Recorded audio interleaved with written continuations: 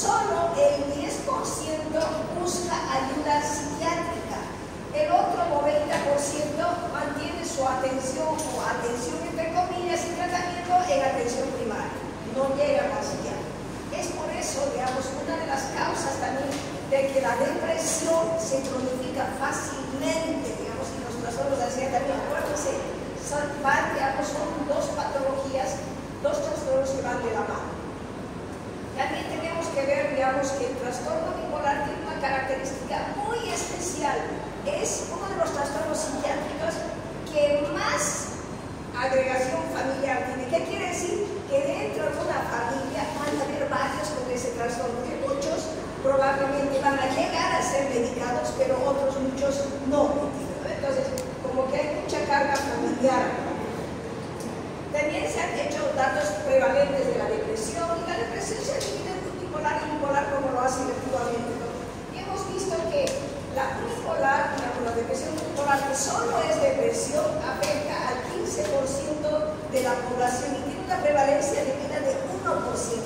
También sabemos que la depresión es más intensa y más frecuente en las mujeres, en una relación de 2 a 1. Pero se dice que los varones son los que enferman más, digamos, con una proporción pequeña, más de manía, en cambio las mujeres los deprimimos más por diferentes factores. También se dice que la depresión unipolar, que sería solo depresión, digamos, la edad más frecuente de presentaciones, 40 años, cuando la mujer está, o sea, súper activa, ¿no? Está cuando tiene que culminar muchas cosas de su vida, no solo ya es profesional, pero de su vida de familia y todas esas cosas. En cambio, la bipolaridad inicia más antes, acuérdense, inicia más antes, entonces el auge de la presentación de los trastornos bipolares es más o menos a los 20 años. Se dice que la depresión, digamos, afecta más a clase socioeconómica baja, media baja. En cambio, el trastorno bipolar se presenta más en la clase clase social alta. También vamos a ver, digamos, que para tener una enfermedad tiene que haber una personalidad previa. Por más sano que esté, digamos, tiene que tener rasgos melancólicos para que sea depresivo, y sus rasgos tienen que ser ciclotímicos, cambiantes del estado de ánimo para ser bipolar. También vamos a ver, digamos, que las recaídas en la depresión, la persona recae de entre 1 a 3 veces con esa frecuencia.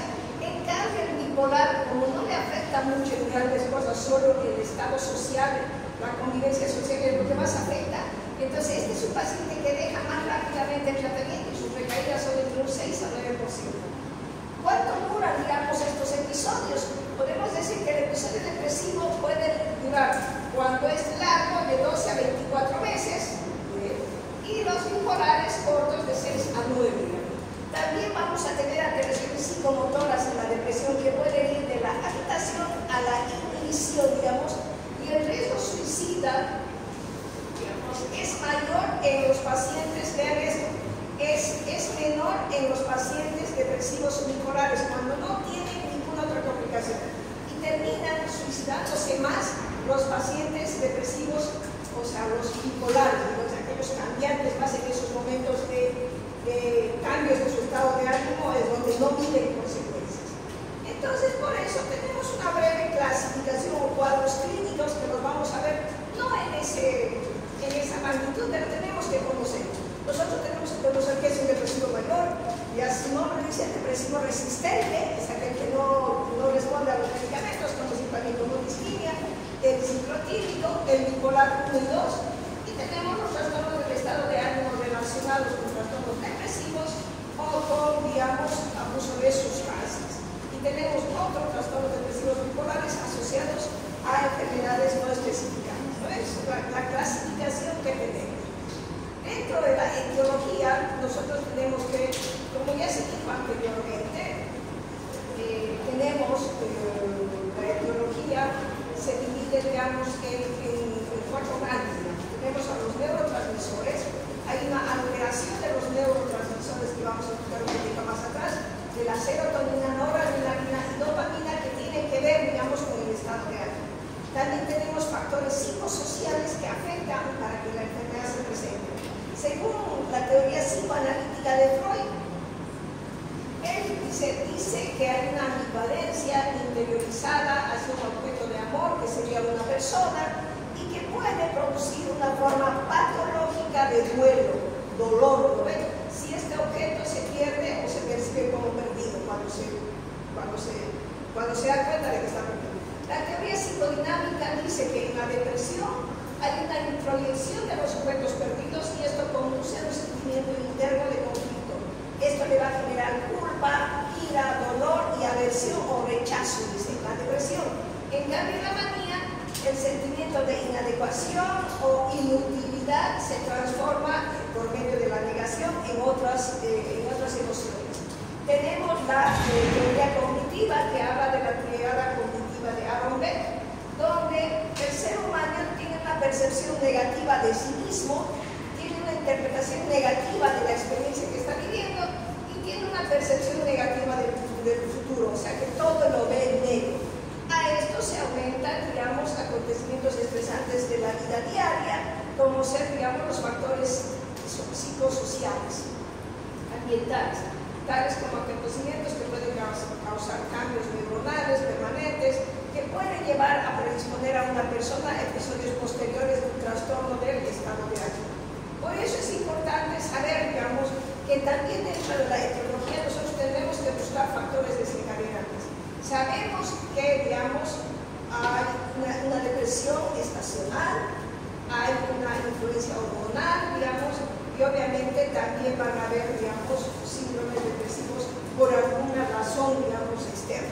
Dentro de los factores desencadenantes, el ritmo estacional, para que aprendan, para que entiendan, digamos, es la depresión que tiene una tendencia a tener recaídas en la estación primavera-otoño y manías en verano. También se llama a estos en Europa como trastorno afectivo estacional, que, digamos, se da en poblaciones que no tienen mucha frecuencia o muchas horas a la exposición solar. También es sabido que la influencia hormonal, digamos, tiene mucho que ver en los síndromes depresivos, especialmente en algunas mujeres que en la fase premenstrual, la mayoría de ellas, digamos, en esta fase van a necesitar tratamiento, y esta fase se llama trastorno disfórico premenstrual o menstrual, que ya está en el DSM-5. También tenemos los síndromes depresivos periparto, que es por un brusco descenso de los estrógenos, que tiene, digamos, un debut máximo en lo que es la psicosis puerperal, después de haber dado a luz a su bebé, digamos, después del parto, y esto puede presentarse, digamos, con un alto índice de suicidio e infanticidio, digamos. Normalmente, estas psicosis puerperales, el 90% derivan a un trastorno bipolar, que puede presentarse con episodios depresivos mayores puerperales. ¿No? Esto vamos a ver, digamos. También tenemos dentro de los factores neurobiológicos, los genéticos, sabemos que es más frecuente, digamos, en familiares directos. Tenemos los bioquímicos, donde hemos dicho que la teoría monoaminética de los neurotransmisores, digamos, hay una hipoactividad serotonina, eso quiere decir que en la depresión la serotonina baja y en la ansiedad la serotonina sube. Hay una hipoactividad noradrenérgica, o sea, una disminución.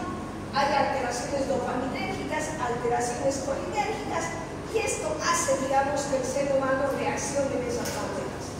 Dentro de los factores neuroendocrinos, sabemos que todo esto, los neurotransmisores, digamos, que se liberan en el cerebro, van y estimulan a la parte endocrina de nuestro organismo, y la primera que estimulan es la tiroides, y así van estimulando. Entonces, acá van a provocar ciertas alteraciones, especialmente en el eje adrenal, donde se va a presentar una depresión, digamos, por una alteración, digamos, con lo que es el cortisol. Entonces, cualquier patología que altere, digamos, los niveles del cortisol van a hacer que la persona tenga mayor tendencia a la depresión, también conocida esta como una depresión, o sea, una depresión, digamos, por supresión de la dexametasona.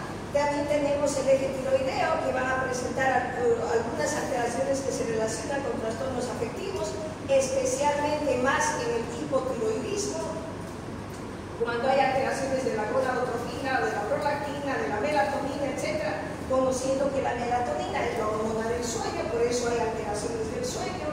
También van a haber alteraciones neurofisiológicas, donde se han visto alteraciones estructurales del sueño, donde van a haber acortamientos de la fase latente, digamos, en la fase REM. Obviamente, también vamos a ver que hay privación del sueño, digamos, como tratamiento para los pacientes con depresión mayor, digamos, para potenciar los antidepresivos.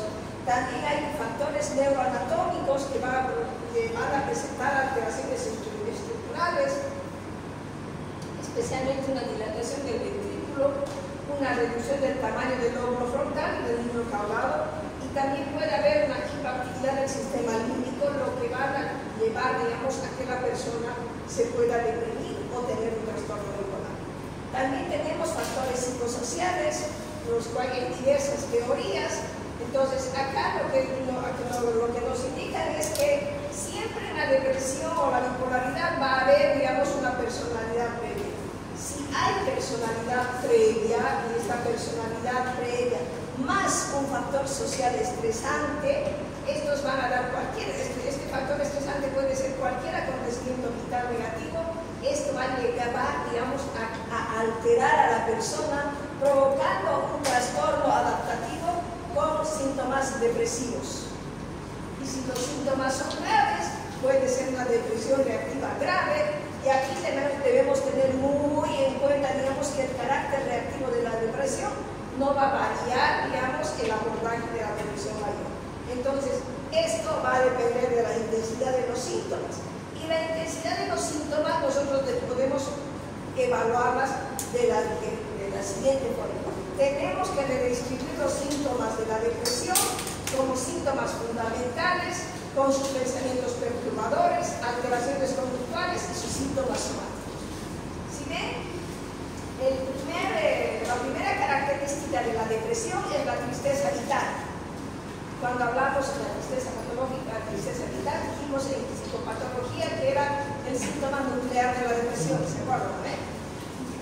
Entonces, la tristeza vital y el estado de ánimo bajo van a generar una anestesia afectiva, que es la falta de reacción, digamos, de la persona a lo que le rodea, generando anedonia, que es la falta de iniciativa, digamos, o completa, digamos, la anedonia. Hay irritabilidad, sobre todo, digamos, en la distimia, en los niños, en adolescentes, y estos pueden coexistir con síntomas de ansiedad, que le va a dar un peor pronóstico.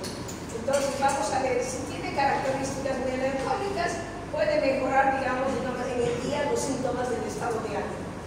¿Cuáles son, digamos, los pensamientos alterados? Ideas de fracaso, ideas delirantes de culpa, de desesperanza, de ruina, ideas catastróficas, inutilidad, digamos, sentirse enferma, va a tener pensamientos de muerte, de suicidio.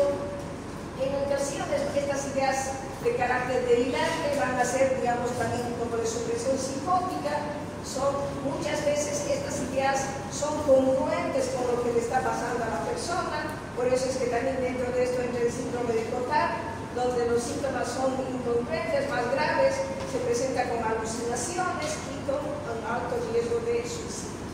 También van a haber alteraciones conductuales, que es la disminución de la atención y la concentración. Esto va a generar un bajo rendimiento académico, fallas en la memoria.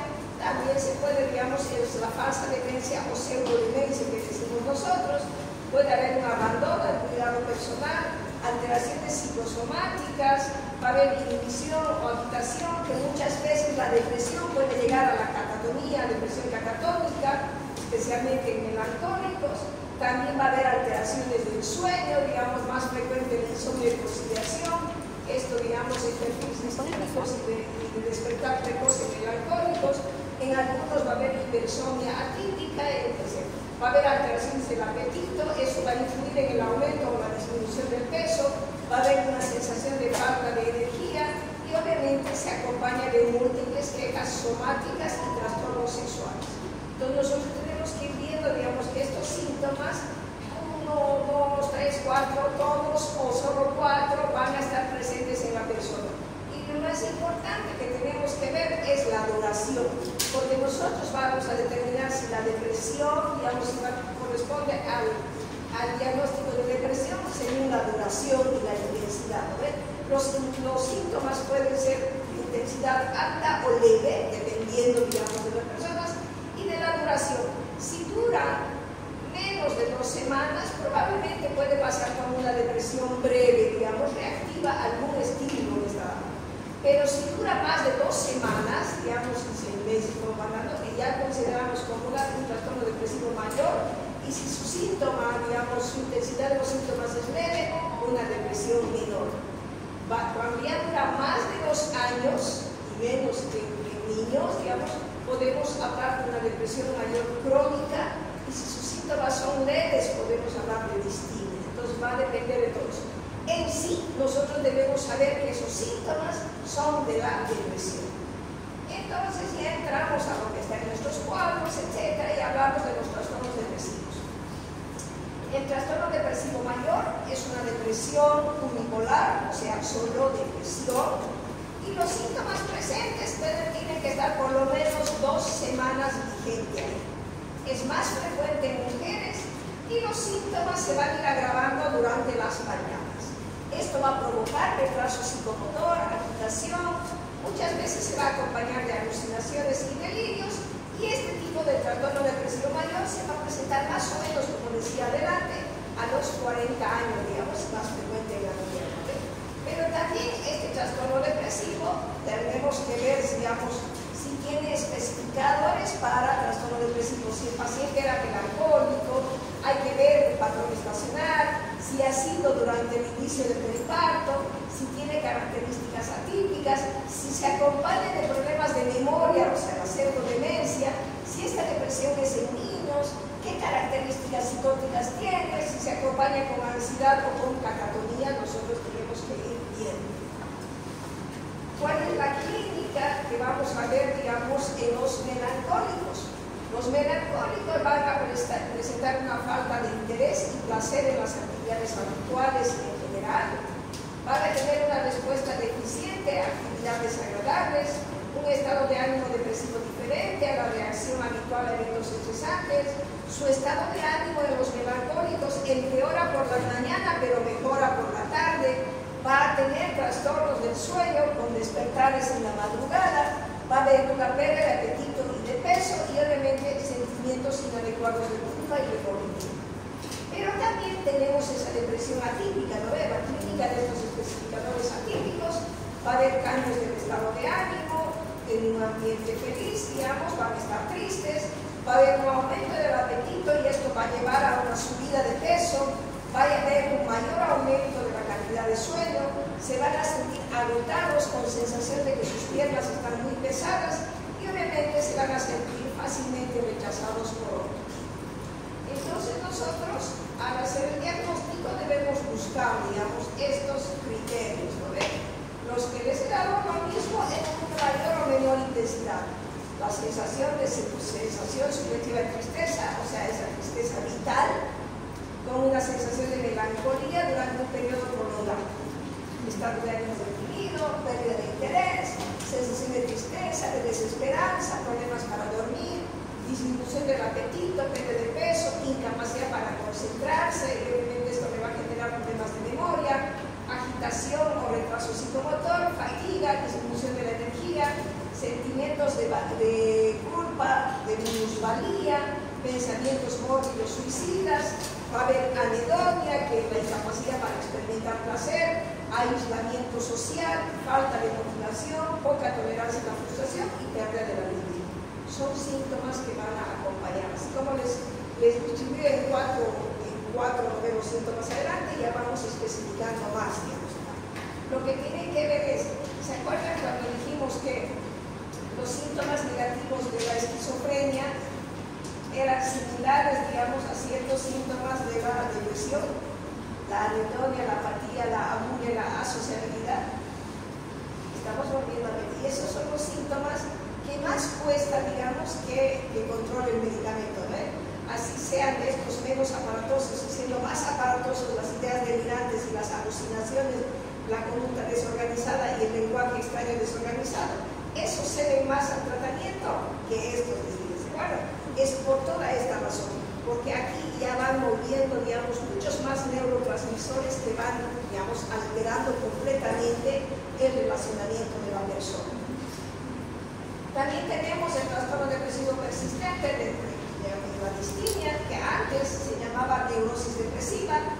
Es menos grave que el trastorno depresivo mayor, es más frecuente en mujeres, en personas con antecedentes de estrés, y los síntomas empeoran en el transcurso del día.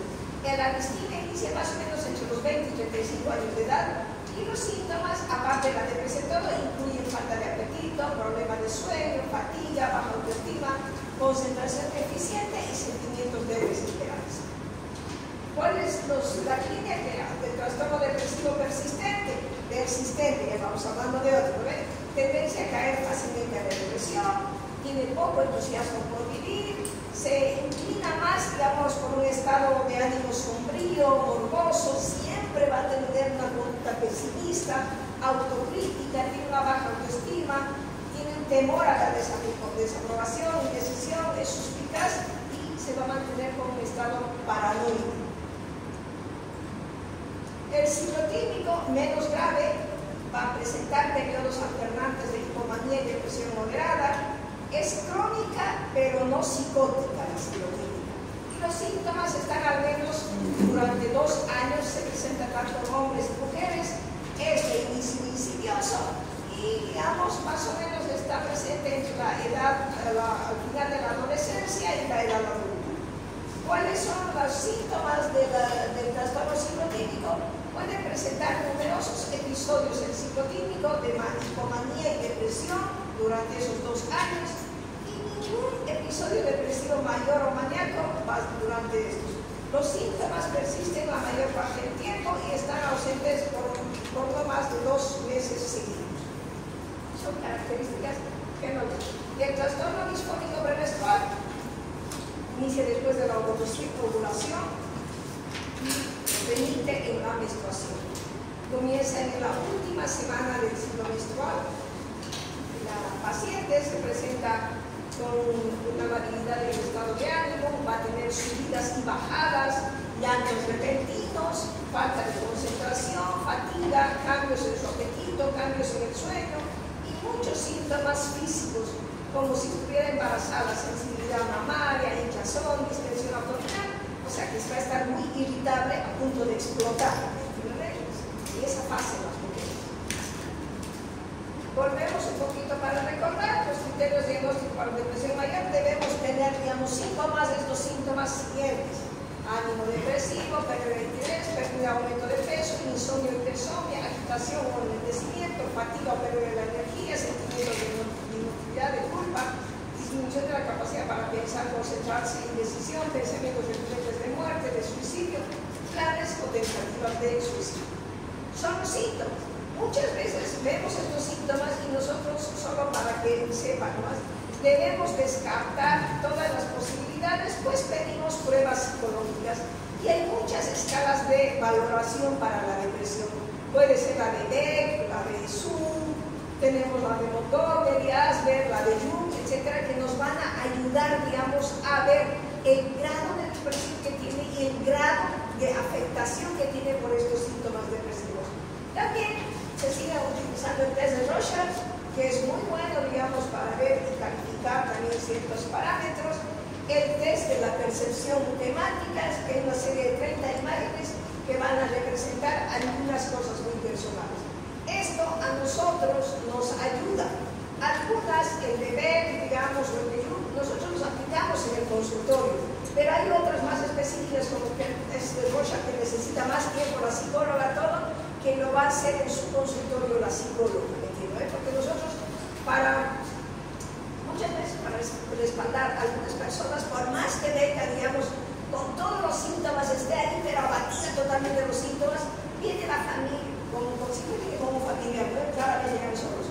Entonces la familia no acepta que la persona puede estar mal, digamos, que esté enferma, no, pero no le va a hacer ningún examen, nada para que sea, pero entiende, ¿no? Uno tiene que, como quien dice, certificar y explicarles y decir, mira, aquí le estamos haciendo y aquí sale de los 20 ítems que hemos visto, que son 14 corresponden a depresión, entonces más de la mitad está con síntomas depresivos. Tenemos que explicar mucho a los familiares para que entiendan, digamos, que el paciente tiene que hacer tratamiento.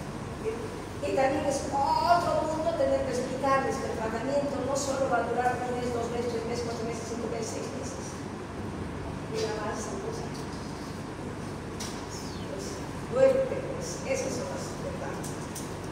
Los trastornos depresivos, un 15% van a llegar a cometer suicidio, un 75% de los pacientes tienen un segundo episodio depresivo, y este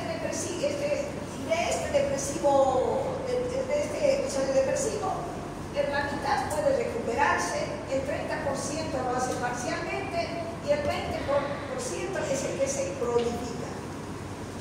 Los pacientes depresivos con ideación suicida deben ser hospitalizados ante el menor indicio de riesgo. En el tratamiento nosotros vamos a ver, ¿no? El trastorno depresivo.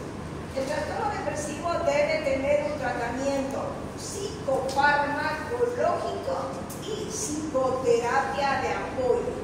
En el 70 a 80% de los casos, el tratamiento es más efectivo cuando va la farmacoterapia más intervenciones psicoterapéuticas. En la depresión leve se debe realizar la terapia cognitivo-conductual, enseñarle a la persona a que aprenda a lidiar con esas cosas que le están pasando. Entonces, dentro del tratamiento del trastorno depresivo, nosotros usamos los antidepresivos, que también son medicamentos que se usan en la ansiedad, en el ataque de pánico, en el trastorno obsesivo-compulsivo, etc. Debemos verlo. En el psicofarmacológico, nosotros vamos a utilizar 3 tipos de medicamentos. Tenemos, no está aquí, está más atrás, tenemos los tricíclicos, y dentro de los tricíclicos tenemos la amitriptilina, imipramina y clomipramina, 3 medicamentos.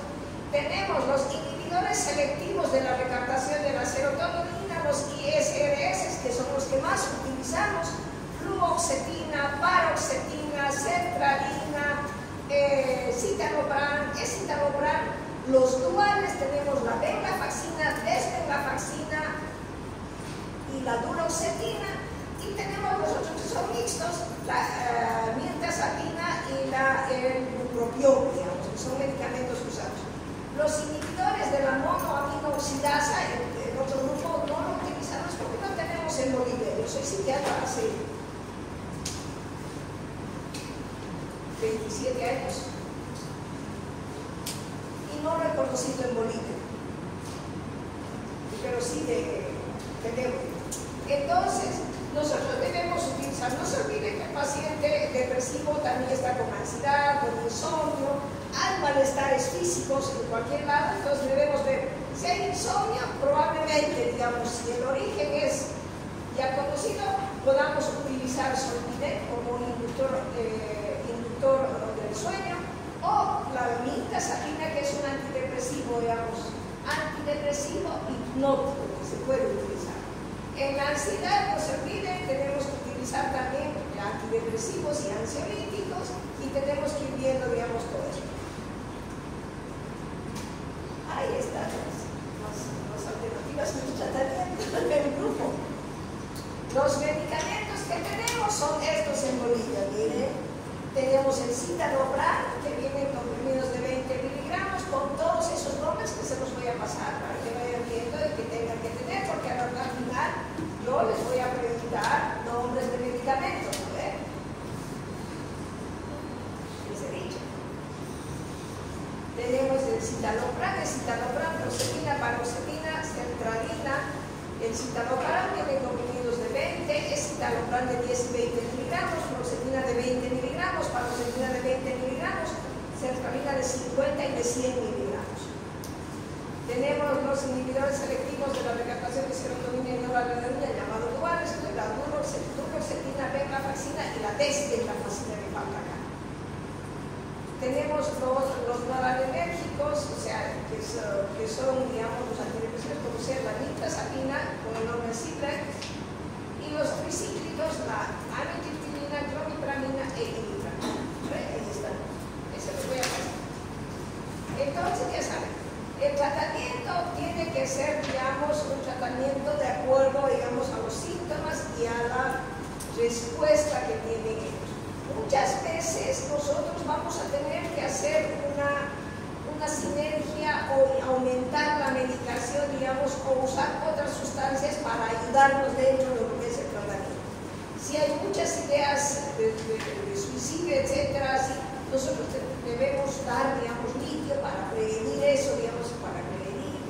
Pero también tenemos que ver, si hay un tratamiento de mantenimiento que dura por lo menos de 1 a 5 años con antidepresivos para prevenir recaídas. ¿Qué quiere decir? Que en un proceso, un primer episodio depresivo, el tratamiento debe durar de 1 a 5 años. Y esto va a depender de la evolución que tenga el paciente. Pero antes del año, yo les sugiero, si tienen algún familiar, etc., oriéntenme a que siga tomando, porque el cerebro recién se equilibra a partir de los 6 a 9 meses, se va equilibrando, digamos, en la función de los neurotransmisores. Puede que los síntomas se pierdan, se atenúen, pero sigue, digamos, la alteración de los neurotransmisores adentro. Entonces, por eso son las diferentes recaídas. Si no progresa o necesitamos que el paciente esté más seguro o creemos que el paciente está en un gran riesgo de suicidio, hacer terapia electroconvulsiva, especialmente en el trastorno depresivo mayor, refractario y en aquel que tiene síntomas psicóticos. Actualmente también se utiliza dentro del tratamiento la estimulación magnética transcraneal. Sigue siendo un método experimental. Tenemos acá, ¿quiénes han sido alumnos del doctor Schuschelberg el año pasado? Ha sido a su centro de estimulación. Él tiene él tiene su hija, o sea, así la tiene esto. Sigue, digamos, siendo experimental, pero se dice que tiene una muy buena funcionalidad. Nuestros casos no vienen vírgenes a la consulta ni la primera vez, ¿no? Entonces, como que en los míos no ha funcionado. He mandado, el trastorno obsesivo también es muy bueno, no he visto un cambio notorio, digamos, pero se dice, en la literatura dice que tiene una muy buena funcionalidad en algunos casos. Bueno, y también tenemos la estimulación del nervio vago con electrodos que se implantan, digamos, y que han sido eficaces en algunos casos, digamos, de depresión. Pero se sigue estudiando, son diferentes cosas. Se dice, ¿cuál es el mejor antidepresivo? Y se dice que el mejor antidepresivo es la amitriptilina, el escitalopram y la mirtazapina, según estudios que han hecho. Para mí, es lo que mejor le siente al paciente y lo que pueda cobrarse, porque tiene que mantenerse en tratamiento. Pero estos estudios dicen eso. Entonces, ya tenemos el tratamiento psicofarmacológico, ahora la psicoterapia de apoyo, que puede ser cognitivo, conductual, interpersonal, de orientación psicodinámica, familiar, grupal y terapias de apoyo, que tienen que darse, digamos, en el paciente. Entonces, siempre ir con las dos terapias, ¿ya? Farmacológica y psicoterapia de apoyo. Muchas veces en el consultorio psiquiátrico hacemos una terapia breve así, muy puntual, y por eso es que siempre trabajamos con un psicólogo de acompañante. ¿Por qué? Porque el psicólogo va a ir más a lo que nosotros queremos que trabaje en los eventos, y él está más preparado para hacer todo este tipo de terapias. La mano. Trastorno bipolar. Para mejor estudio, el trastorno bipolar se divide en tipo 1 y tipo 2. El tipo 1 tiene la presencia de episodios maníacos con o sin episodios depresivos mayores.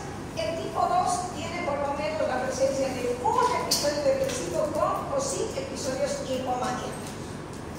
¿Cuáles son los tipos de síndromes maníacos que vamos a ver en la clínica? En episodios maníacos, aquellos que duran más de una semana con intensidad suficiente para deteriorar el funcionamiento del paciente. ¿Qué es lo que más afecta en el trastorno bipolar? No va a afectar que esté hablador, que esté locuaz, que esté reilón, etc. No. lo que le afecta es todas las cosas irregulares que hace ante la sociedad. Entonces la parte social es lo que más afecta en el paciente bipolar, ¿entendés? Porque no se va a controlar él, no va a decir cualquier cosa directamente, no va a tener el filtro que tenemos los demás para no decir lo que estamos pensando muchas veces, no ve a alguien que nos está hablando mal, lo que sea, porque a veces no va a tener filtros. Entonces se va a deteriorar el funcionamiento del paciente. Y obviamente vamos a ver, digamos, que los síntomas deben durar más de una semana. Los episodios hipomaníacos pueden durar más o menos 4 días o un poquito más. Son formas leves que permiten un funcionamiento más o menos normal, digamos. Ahora, y que los hipomaníacos muchas veces son de difícil diagnóstico. Ya viene el paciente cuando se ha metido en muchos problemas legales, porque se hace tan irrespetuoso, etcétera, entonces que falta normalmente, digamos, a los nombres. Pero también tenemos síndromes maníacos mixtos, que es una combinación, digamos, con síntomas depresivos, y tenemos el trastorno bipolar 1, que es episodio de depresión mayor más episodio maníaco, el trastorno bipolar 2, que es un episodio de depresión mayor más episodio maníaco, y también vamos a ver, digamos, casos sospechosos de bipolaridad en episodios depresivos mayores, en pacientes con antecedentes familiares, trastorno bipolar, en manía o hipomanía secundaria antidepresivos. Los antidepresivos hacen un switch, hacen mirar al paciente a una fase maníaca o hipomaníaca. En los episodios hipomaníacos, pero que no cumplen los criterios completos, en la hipomanía con episodios de depresión mayor, en los ciclotímicos. Y también tenemos manía secundaria a fármacos. Así como puede haber depresión causada por fármacos, igual van a haber, digamos, manías causadas por fármacos.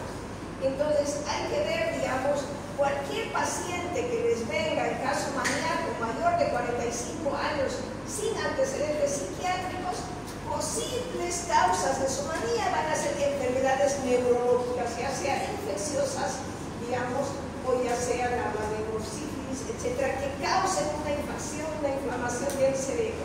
O endócrinas, el hipertiroidismo también nos va a provocar casos hipermaníacos de hipomanía o manía, infecciones, tóxicos, fármacos, digamos, nos van a ver. Los antiparkinsonianos en las personas sensibles pueden provocar, digamos, síntomas psicóticos con más frecuencia y manías con menos frecuencia, pero igual pueden provocar dependiendo de la sensibilidad. Entonces tenemos, dentro de lo que es la manía, fármacos, que tenemos que tener, digamos, que estos fármacos pueden presentar, digamos, tanto un trastorno bipolar tipo 1, tipo 2, o solo trastorno bipolar, digamos, y los antidepresivos que van a ir. Sí o sí, nosotros debemos ver toda esta situación. Entonces, cuando nosotros queramos hacer un examen, un análisis, una evaluación del paciente con manía, con un episodio maníaco, rápidamente debemos ver, digamos, hacer solo de pasadas, vamos a ver, digamos, el aspecto general de su comportamiento. Su aspecto general va a ser, digamos, muy diferente, muy extravagante, y el comportamiento que va a tener también va a ser muy extravagante, digamos, del paciente maníaco. Va a estar alterado el afecto, el estado de ánimo, el habla, el lenguaje va a ser muy verborreico, muy hablador, digamos así, rapidísimo, y su contenido y el proceso del pensamiento van a cambiar. Entonces el proceso del pensamiento se va a hacer más acelerado, va a haber una producción de más ideas, digamos, y esto va a generar una fuga de ideas. El paciente no va a tener un buen juicio ni muy buena introspección, o sea, no se va a autoanalizar de lo que está haciendo mal, entonces, para él no está mal todo lo que está haciendo. Y realmente su juicio va a estar, digamos, debilitado también, así. Solo, digamos, una declaración así, cuando lo vemos al paciente, ¿entiendes? Porque uno va a notar, digamos, es clarísimo cuando el depresivo está ahí cagadito, sin ironías, digamos.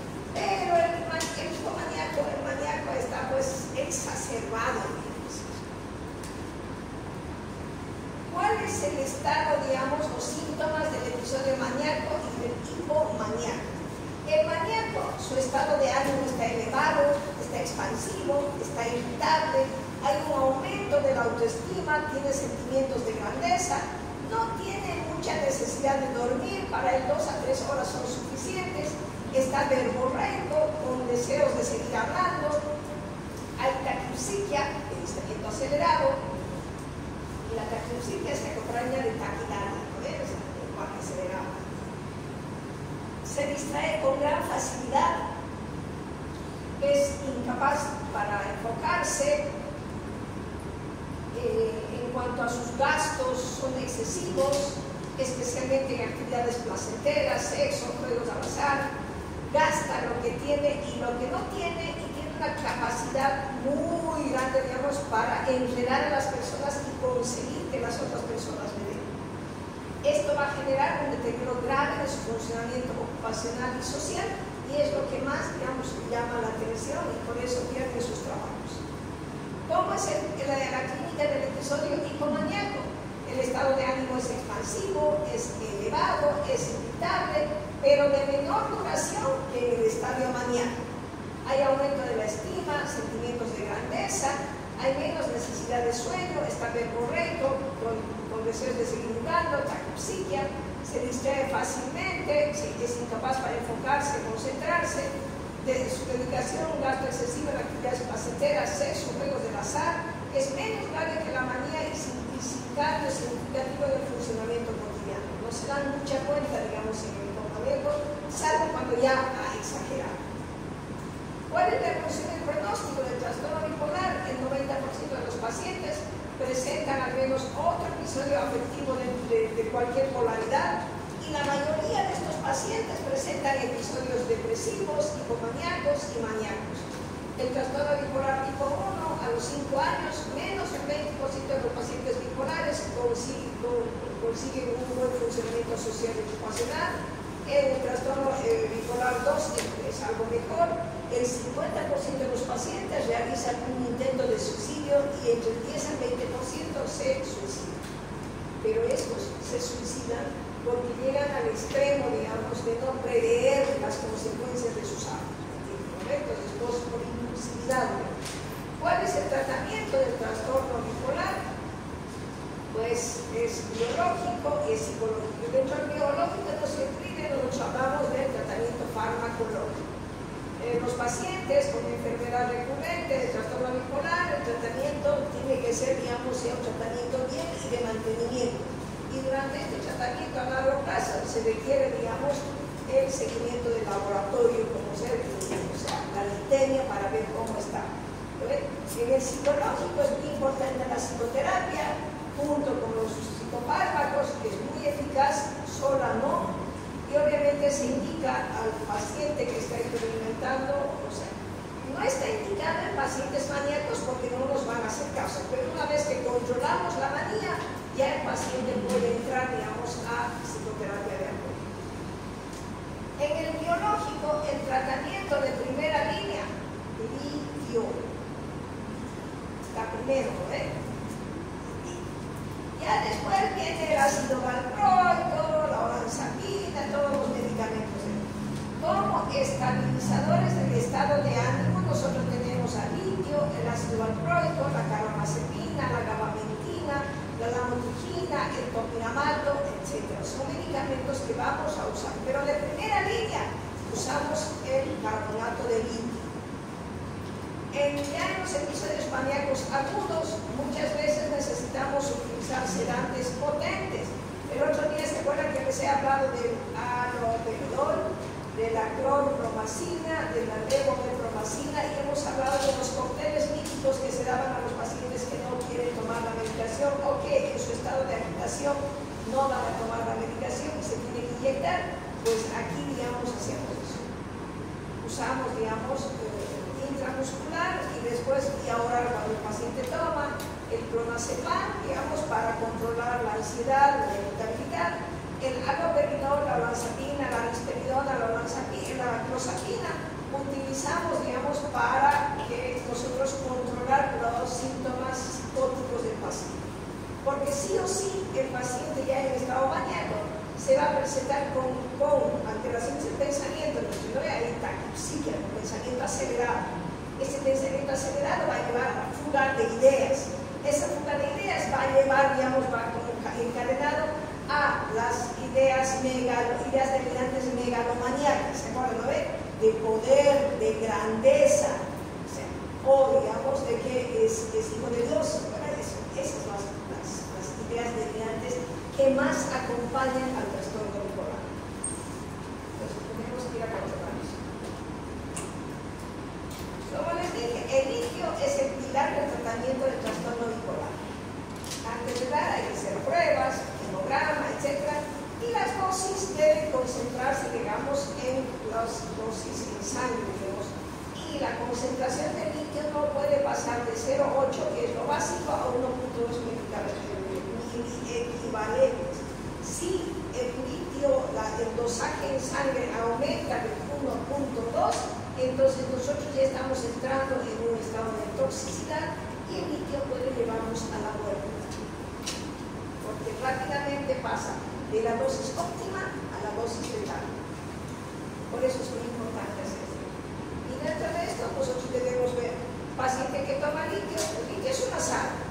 El paciente que toma litio va a tener más sed, puede haber poliuria, temblores, una sensación de gusto metabólico.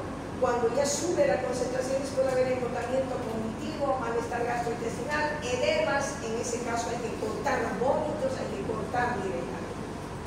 Tenemos el ácido valproico, de valproex, etc. También vamos a utilizar, igual hay que hacer análisis para ver su grado de toxicidad y tenemos litio. Tenemos la carbamazepina, que es otro producto que vamos a ver, digamos, dentro del trastorno bipolar, que tiene muy buena acción y se puede hacer interacciones, digamos, con otros fármacos. Tenemos la lamotrigina, la gabapentina, que son anticonvulsivantes, que tienen muy buenas propiedades antidepresivas, antimaníacas, y que obviamente tienen funcionan como grandes estabilizadores del estado de ánimo. Estos dos productos no necesitan, digamos, vigilancia de la sangre, pero pueden tener algunos efectos secundarios. Luego tenemos el tratamiento combinado, que muchas veces nuestro paciente no va a ceder solo a litio. Entonces hacemos, dependiendo del caso, combinaciones de litio, de ácido valproico, se ven bien, litio, carbamazepina o carbamazepina y ácido valproico se ven muy bien. Y aquí pues añadimos los antipsicóticos para poder sedarlos más. Si el paciente no responde al tratamiento en un tiempo prudente, se hace la terapia electroconvulsiva, especialmente en los casos refractarios o incipientes. El apoyo psicológico es muy importante. El psicólogo va a hacer terapia cognitivo, no en la manía, en la hipomanía. No hay que bajar de la manía a la hipomanía para que vaya al psicólogo. Hace terapia cognitivo-conductual, también hace terapias de orientación psicoanalítica, terapias de apoyo, terapias grupales, digamos, y terapias familiares. Es muy importante, digamos, hacer terapias familiares, porque la familia tiene que saber y tiene que entender, digamos, por qué el paciente está así, para que lo pueda apoyar también. Porque muchas veces la cronicidad del caso, etcétera, o que el paciente se descontrole, depende mucho de la familia. Así como hay depresión, digamos, en los adultos, también vamos a tener, digamos, depresión o trastornos del estado de ánimo en niños y adolescentes. Igual los niños se deprimen, hacen depresiones mayores, distintas, o enfermedades bipolares, muchas veces maníaco-depresivos. Entonces, la depresión en los niños, igual, digamos, vamos a ver, digamos que hay factores. Los niños están más expuestos, para que vean, a factores de vulnerabilidad genéticos, historia de trastornos afectivos en los padres, que son del sexo femenino, más o menos púberes, que es postpuberal, digamos, que tienen antecedentes de síntomas depresivos, antecedentes de abuso físico y sexual en la infancia, especialmente en el sexo femenino, etc. Y tenemos factores directamente, digamos, implicados en el comienzo de la depresión, conflictos de los padres, desestructuración familiar, acoso, humillación, situaciones de abuso físico, emocional, sexual, consumo de tóxicos, hacen que el niño o niña, adolescente, también se deprime. Entonces, ¿cómo es los síntomas? Los niños de 6 a 12 años van a presentar casi los mismos síntomas: anedonia, irritabilidad, aburrimiento, ansiedad, disminución de la concentración, bajo rendimiento académico. Ellos no dicen estoy deprimido, estoy mantenido, ¿no ven? Ya los chicos más grandes, anedonia, apatía, enlentecimiento motor, fatiga, dinamia, minusvalía, irritabilidad, hostilidad, y dentro de los síntomas neurovegetativos, cambios del sueño, aumento del apetito, conductas autolesivas. También hay distimia en los niños, estado de depresión persistente con una duración mínima de 1 año, niños y adolescentes. No debe estar asintomático más de 2 meses y debe presentar 2 síntomas siguientes. El niño, más que depresión, más que síntomas, va a presentar cambios del apetito, cambios del sueño, disminución de la energía, baja autoestima, dificultad para tomar decisiones, para concentrarse, sentimientos de desesperanza. Si ven, los síntomas van siendo así en los niños. Igual los niños se hace diagnóstico, digamos, de acuerdo a los síntomas. También el tratamiento, tenemos que primero hacer psicoeducación, digamos, del paciente. Igual ya hay productos, digamos, que están aprobados por la FDA para que usemos en los niños. La fluoxetina, el escitalopram, digamos, que podemos dar. Hacemos terapia psicológica también en los niños. Hay muchas veces hemos hospitalizado a un niño de 8 años, digamos, pero ya porque también los problemas familiares eran tan fuertes que prácticamente todo caía sobre él. Hospitalizar a un chico de 8 años ya es mucho. No he llegado a hacer terapia electiva, inclusive el niño pequeño, mi más pequeño ha sido de 16 años, era una chica psicótica. Entonces, también hay trastorno bipolar en los niños. Y el trastorno bipolar en los niños muchas veces pasa desapercibido con la rebeldía de la adolescencia, las rabietas de los niños. También hay, ¿me entiendes? O sea, los chicos están ahí, digamos, y se acompañan o se confunden muchas veces con el TDAH también, estos niños, y con el trastorno obsesivo compulsivo. Entonces, son situaciones que uno tiene que ir dando, pero los chicos igual van a tener, digamos, estos trastornos. Y los síntomas de la depresión y de la manía muchas veces, si se fijan, van a ir casi juntas. El niño llora y no sabe de qué llora, hay una variedad emocional, digamos. En los últimos años ha habido un aumento de la tentativa suicidaria en menores. Pero este aumento ha ido ligado más, digamos, a factores estresantes externos. ¿No han visto ustedes cuántos niños con bullying o aquellos que son sometidos a violencia física terminan suicidándose porque creen que ya no tienen más una forma de salir de esos problemas? Entonces, vale. Para hacer un diagnóstico, digamos, de un niño es muy importante la frecuencia, la intensidad, el número de los síntomas y la duración de los síntomas que tenemos que ir viendo, digamos, en estos pequeños. El tratamiento igual, hay un tratamiento, digamos, con antipsicóticos inicialmente, no les damos todavía a ellos estabilizadores del estado de ánimo, empezamos con ya sea risperidona o lanzapina o quetiapina, digamos, y de acuerdo a los síntomas vamos viendo, y obviamente el tratamiento psicológico. Eso sería en cuanto a los trastornos del estado de ánimo. Les decía que ya una gran mayoría se ha comprado los textos.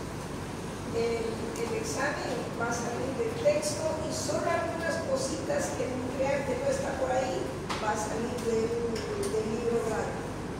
Y el libro es, no les he pasado, es impecable, que les voy a pasar, ahorita va a internet. El examen es necesario. Hay que tener